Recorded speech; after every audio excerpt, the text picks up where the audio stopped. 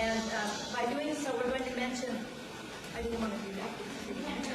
I just want to mention some events that happened in that decade of between the 60s and the 70s. And it's just a list. I'm not going to go into detail about what they were about. First, I want to begin with the term itself, Chicana. What did Chicana mean? To some of us, it meant simply that we were women of Mexican descent, born and raised here in the United States. But to many of us, it meant something else, or in addition to that. It meant that we took pride in our Mexican heritage, and we didn't want to melt into any kind of a pot. And it also meant that we wanted to put an end to the racial inequalities of opportunities for Chicanos.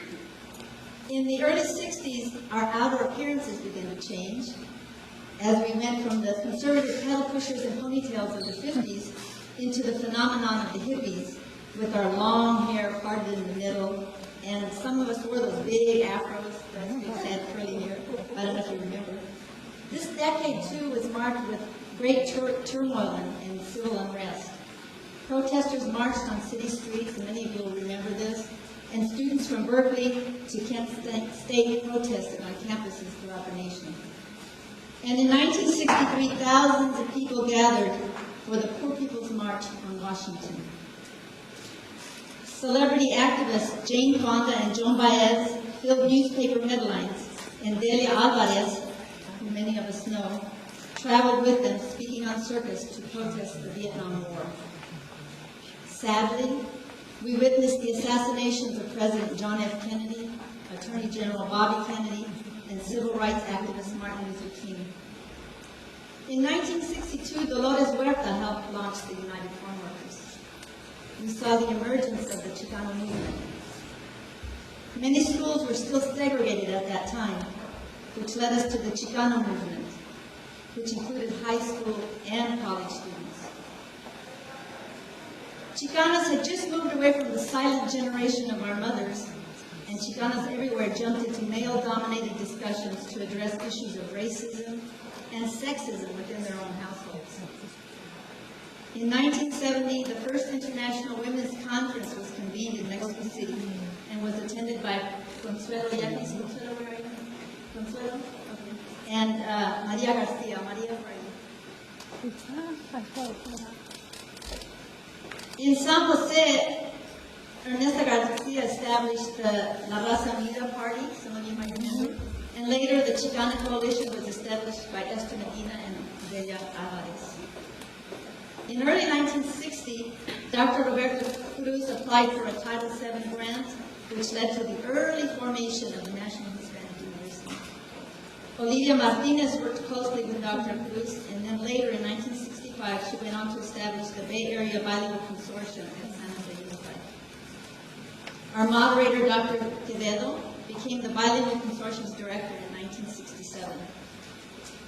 In addition to limited educational access, things like health, community services for children and families, those things were practically unheard of at that time. And definitely, Chicanas were not a part of the media. These have just been one or two of a list of many. As our Chicana speakers tell us about their experiences, we hope that you will be able to make the connections from the global events to the ones here more locally in our area. And I'll leave you with this just one question. In the context of those events, what were the sparks that ignited La Chicana's passion, her bravery, and her commitment? What back then led them to those achievements for which we know them today? And now it is my pleasure to introduce to you a Chicana who needs no introduction, a woman that we admire and cherish. Blanca Alvarado, throughout her life and political career, sought to improve the quality of life for children and families in the country's most vulnerable populations. Her outstanding achievements are numerous. We could go on and on for days here. Because of her commitment and long history of work, Blanca Alvarado has made a significant impact on the quality of life for the residents of this area. I present to you the Honorable Blanca Alvarado.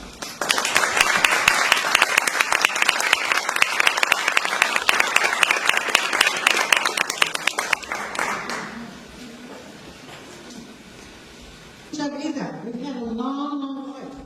in this community, and it's very difficult to focus, as we've been asked to do, on a decade of the 60s and the 70s, when each one of us knows that our life has been a life of fulfillment, of activism that began not then, but has traversed all of the decades since we were born. But let me begin by, first of all, thanking Dr. Lopez.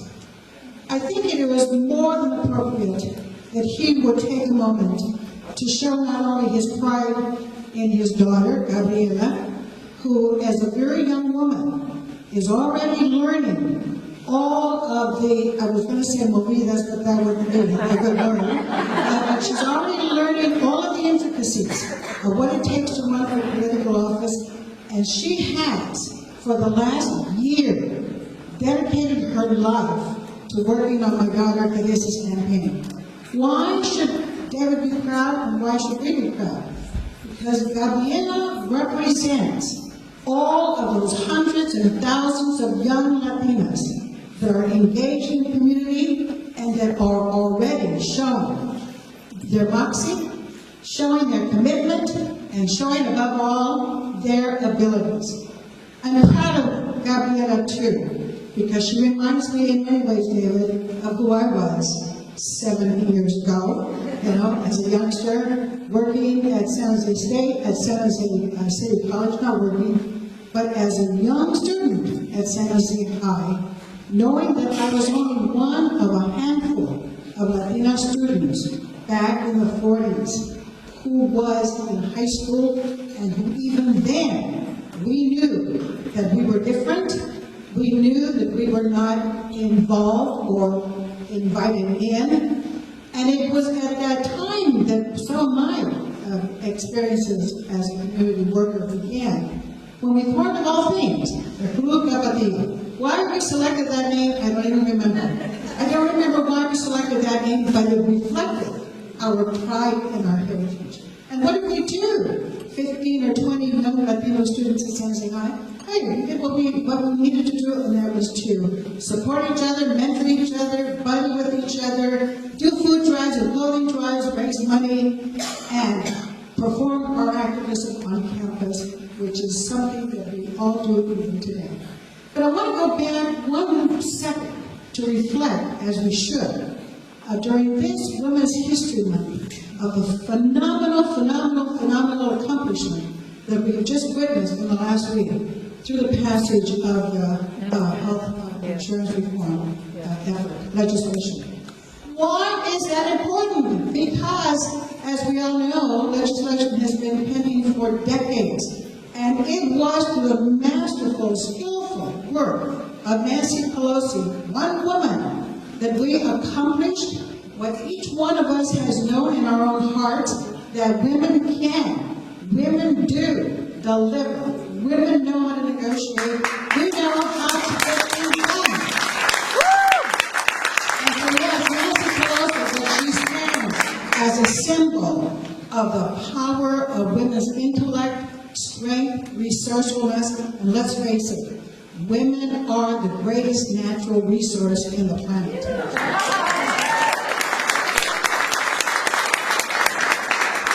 I'm a little embarrassed to say this, but I'll say it anyway. I have been asked by Betty to concentrate my efforts on the decades of the 60s and the 70s. And quite frankly, I can barely remember what happened yesterday. But I'm sure going to try. Because it is true that every day of our lives is a new experience that propels us one step forward in our efforts towards social justice, in our efforts towards equality, in our efforts to make this world a better place because we have lived in this world. I go back to my days at San Jose High School, Club Capatillo. I go back to the work that I did with my husband, who was one of the pioneer activists in this community, Jose Alvarado, who used his radio program to try to influence the community to register to vote, to participate in voting, to go to school, to stand up for social justice. And in fact, he was the one way back in the 40s who took on then Police Chief God, I forget his name. But anyway, police chief, I guess, who was very much involved in police brutality, Chief Blackmore, and police brutality against Latinos. Even way back then, it's an issue that we have fought, that we've struggled with, and even today, we are still confronting. But it was that work with him that also molded my later involvement.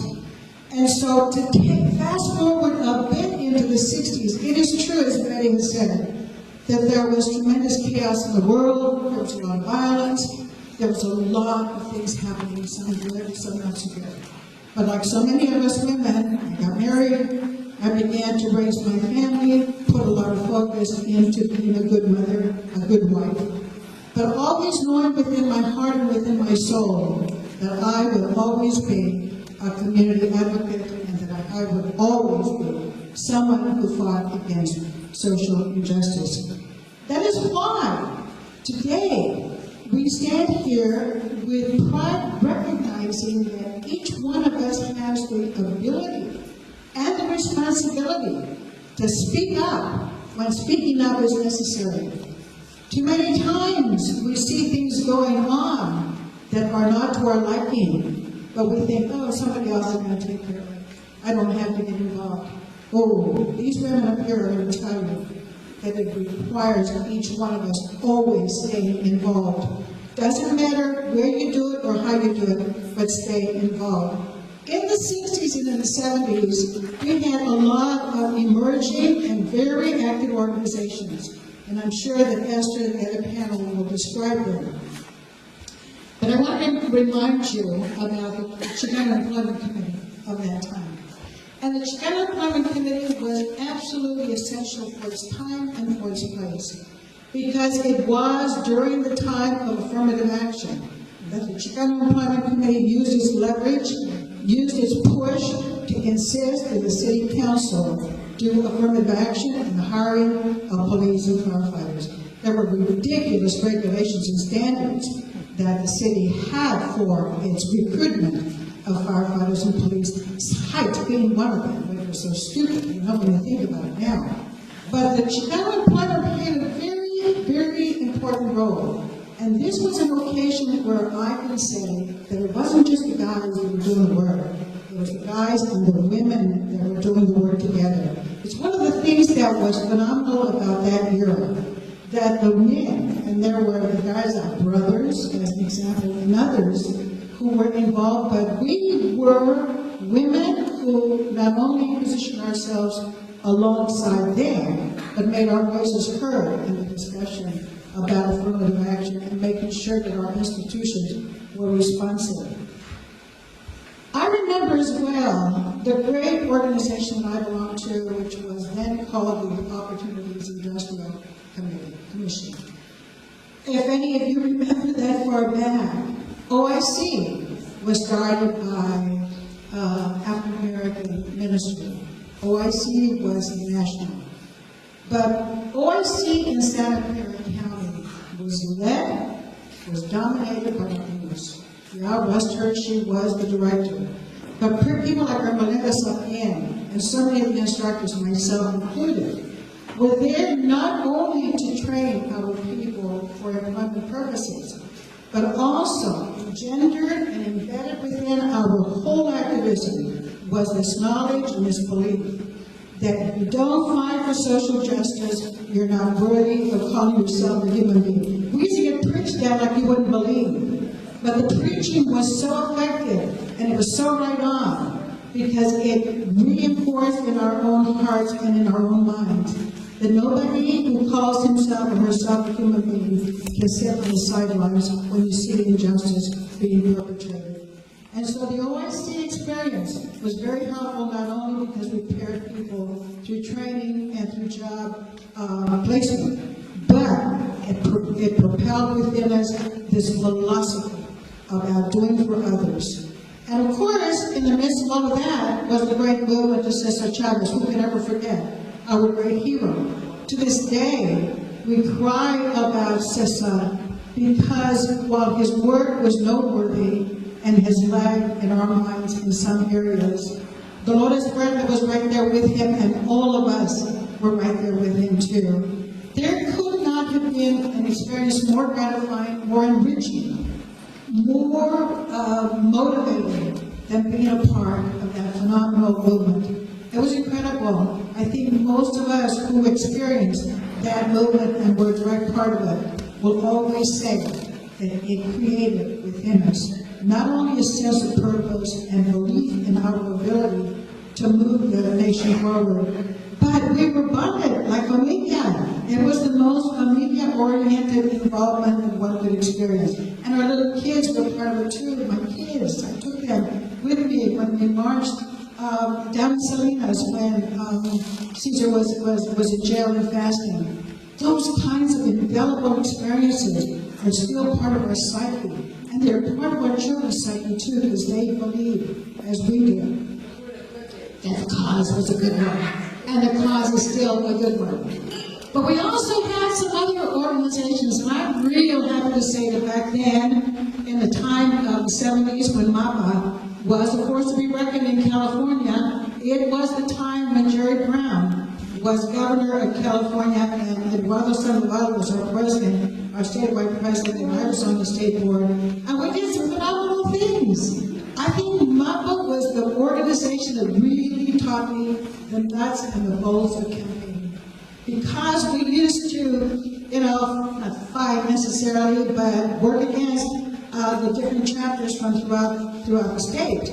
And we passed resolutions, we'd have conventions, and we'd have elections and so forth. But it was from MAPA that I learned my political skills in the arena of politics, and I will never forget that it was through MAPA at that time as well, that because of our leverage in the state, Jerry Brown was the governor that really, really appointed and brought a lot of Latinos into the judicial system of California. Those are accomplishments, Those are accomplishments that we can look back on and be happy about. Finally, because I know my time is running out, let me mention one other activity that I look back with a lot of fondness. I've been appointed to the Bicentennial Commission, and because of my presidency of MAPA at the local chapter, I began to be identified as one of the leaders in the Latino community. But it was because of that work with MAPA that people like Gloria Medina, who was in the State Assembly, of course, and now is the supervisor in Los Angeles, that La Viva Carter committees were formed in California, and I was the chair for the local Viva Carter committee. What happened? Jimmy Carter won. Unfortunately, it didn't last very long, but he won. And we were right there alongside of that campaign, and to have somebody like Gloria Medina designated by the national campaign as the Viva Carter chair for California was quite a feather in our cap. And I was really happy and proud to be a part of that because after everything is said, it's not a matter of coincidences. Life is a matter of hard work. Life means don't be afraid to get your hands dirty. Don't be afraid to stand up and speak out when you see injustices. And just like every one of you, our word of the past we can stand on and be proud of, but our word of the past is not enough because we now live in an era where there is so much reversal of the strides of the past that unless we pay attention to what is happening on, we're going to be refighting and continuing to fight the issues that we have always fought. Police brutality, that's an issue that faces us every day. Lack of opportunity, not enough establishment support for the work that we do and for the value that we bring into our communities. And so it is standing together with each other, for each other, that we're going to make a difference. And the lessons of the past are also the lessons of today. Never forget that what we did before, we're doing today, and we're going to do tomorrow. Thank you so much.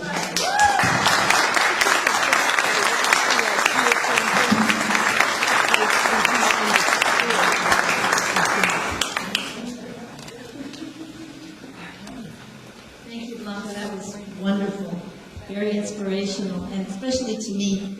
I think I wanted Blanca concentrate on that decade because that was the decade that I was waking up to my own cultural heritage. For all intents and purposes, up until the mid-1960s, I was pretty much enculturated and I was acting and being a white person, a white woman. And so a lot of these things that Blanca was talking about, I didn't experience. I remember first going to some MAPA meetings where I remember Blanca, and I remember going to some meetings of the Chicana Coalition, and it was then when I was beginning to form my voice and my identity as a Chicana at that time. So Blanca, thank you. You did a wonderful job, and you let me know about some organizations that were established at that time or growing or being developed at that time that I didn't even know about. So thank you again. Born in Mexico City, and she came to the United States at age 16. She completed her doctorate degree at the University of San Francisco in International Multicultural Education and graduate degrees at Santa Clara, Stanford, and San Jose University. Pretty important credentials. I could go on, but instead what I'll do is I'll invite you to read the rest or more of her accomplishments in this wonderful program, for which, by the way, I'd like to thank Dr. Alvarado for designing and actually getting this to print for us, and so she did a wonderful job, don't you think? So with great pleasure, I introduce to you and present to you our own Adelita Aurora Quevedo. Thank you, Betty. And without Betty's first email to several of us in this room, this day wouldn't have happened. So thank you. Please help me thank Betty.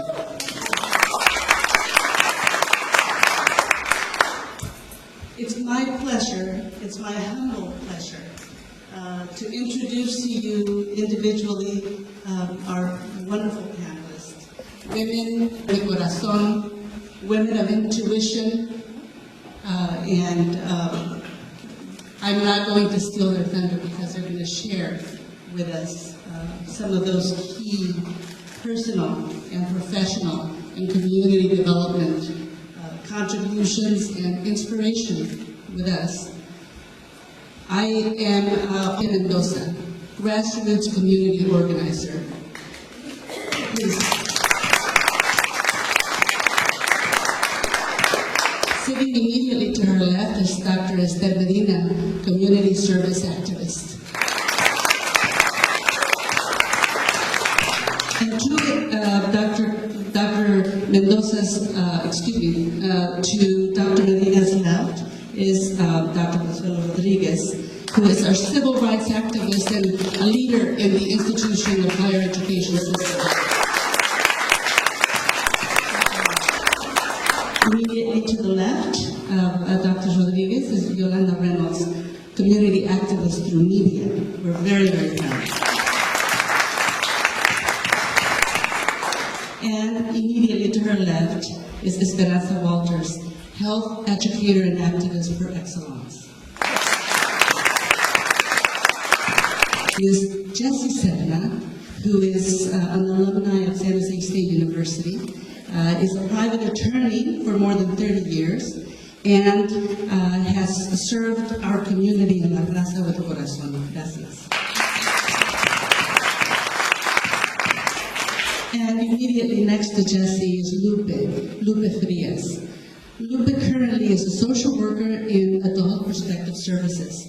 And both Jessie and Lupe are our respondents. So after our panelists speak, we're going to have the privilege of hearing from the respondents' perspective. And so please help me to thank Lupe Frias and Jessie Serna for playing that role for us.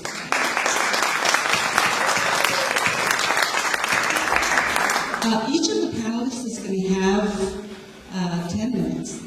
And we have Dr. Ilaria Bauer, who is sitting immediately across from the panelists, who has agreed to help. She will give you a 5-minute note so that halfway into your comment you'll know that you're halfway, and then she'll give you some periodic minute intervals.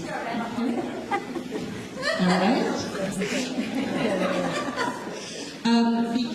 we have a tight schedule, and we have so many of you, and we have such wonderful information to respond to. We thought that it might help if you have questions that one or more of the panelists. Sophie's son, when I was a teacher at San Jose High.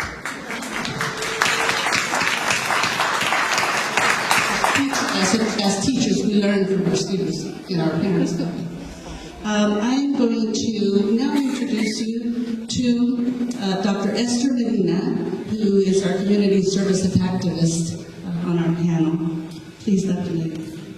I was working at following down by the Alvarado Church, and Cesar Chavez and I were the quietest ones in the group, and we always got to do the work. I couldn't figure that one out. In the 60s, I was very, very much involved with the farm workers. Our favorite thing was to go into grocery stores and get the cart full, and then go to the cash register and ask them if the grapes they had there were from the farm workers, and of course they said no. So we leave our basket there and let them put it all back. And also I've always been, I think I was born a feminist because my father had straight hair over me. He just couldn't figure out what was wrong with me. My sisters were so obedient, and then I was born.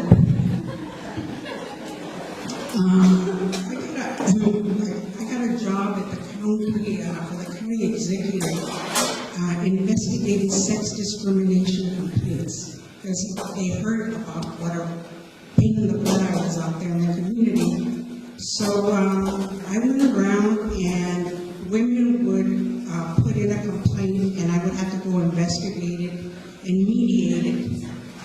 And I read a couple of law books and went over and talked to the banks that were giving women loans because they weren't counting their child support.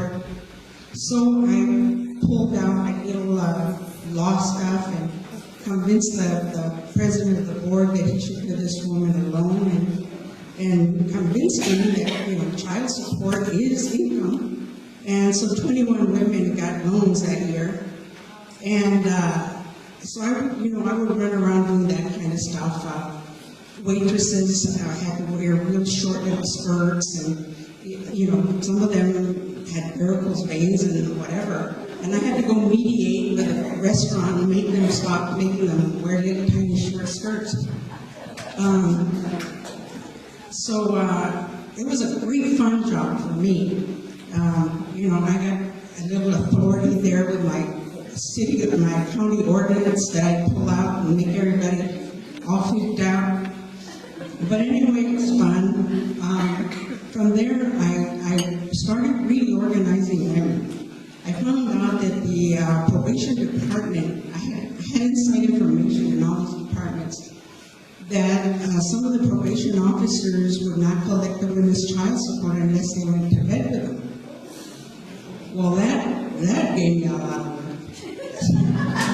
So I organized a group called the Advocates for the Enforcement of Child Support. And we made such a fuss. I mean, I don't know if you know B. Robinson, but we used to be on TV all the time.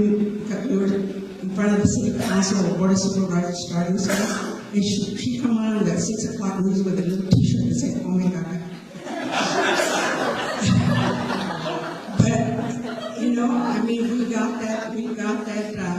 That probation people, not the child support, went to the DA, and we monitored the DA to see that it was being collected.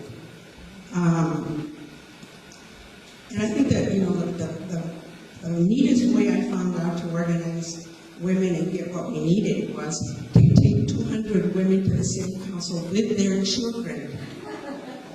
And little ones, and all ages, and some of them would cry, and so the council people would just kind of give us what we wanted just to get us out of there. Then I found out that there was a lot of illegal things going on in the Elmwood women's jail. Women could not go out to work furlough unless they agreed to have a pelvic examination on the way out.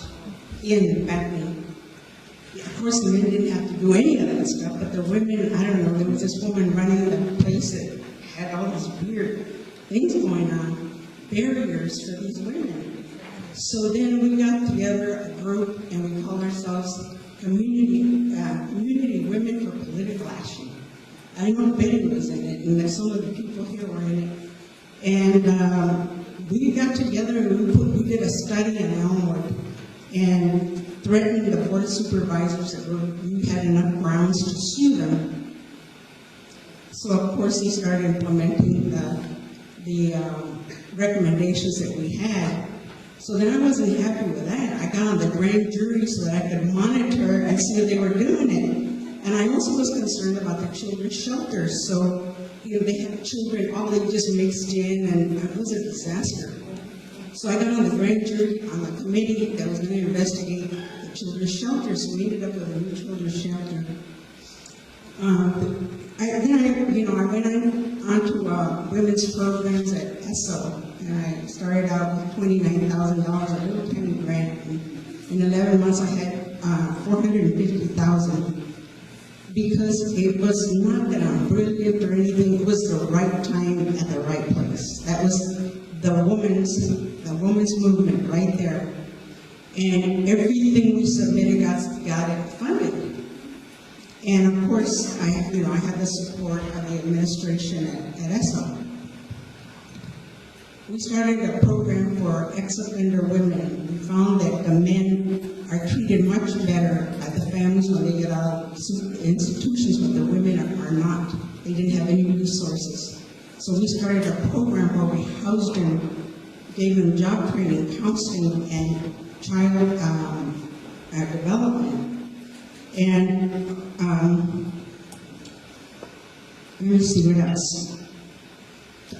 Barriers. I could tell you a little story about that one. The men hated me. The Chicanos in town hated me because I was getting all this money, and I didn't understand why they hated me. And then I found out that I was supposed to go ask their permission to submit grants. And I was also to share my funding sources with them. And of course, even if I had known, I wouldn't have asked them. But it was so bad that I was at the podium asking for money, and this Chicano comes and shoves me off the podium. And somebody up in the city council yelled at him and told him to leave me alone. But that's how bad it was. Every thing I have ever done was with so much support from women. In my whole life, any time I have needed anything or been in a bad situation, I have these women that are just right there. And I think that one of the most beautiful times in my life was the women's movement. The feeling of sisterhood was so strong. We had the Chicana Coalition, and we were right there for each other and supporting each other for political office or whatever it was. And I was asked to name women that were active. It's like they're all in the same room. They're all right here and on this panel. And you just keep doing whatever it is that needs to be done. You just don't, there's people that just talk and wait and whatever. It needs to be done, do it. Organize, whatever you have to do, just get it done. And when you die, some people are going to come and say goodbye to you, and some are going to come and make sure you die.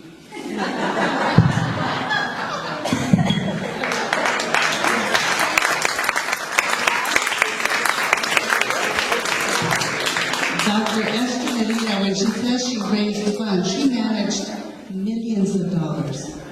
To name one $7 million program, and she was the director in the Mexican American Community Services Organization. So, not inconsequential. We also know that her influence expands in all areas of Silicon Valley. And her work was instrumental in developing many of the programs that today continue, and which we must not take for granted. Thank you, Dr. Medina.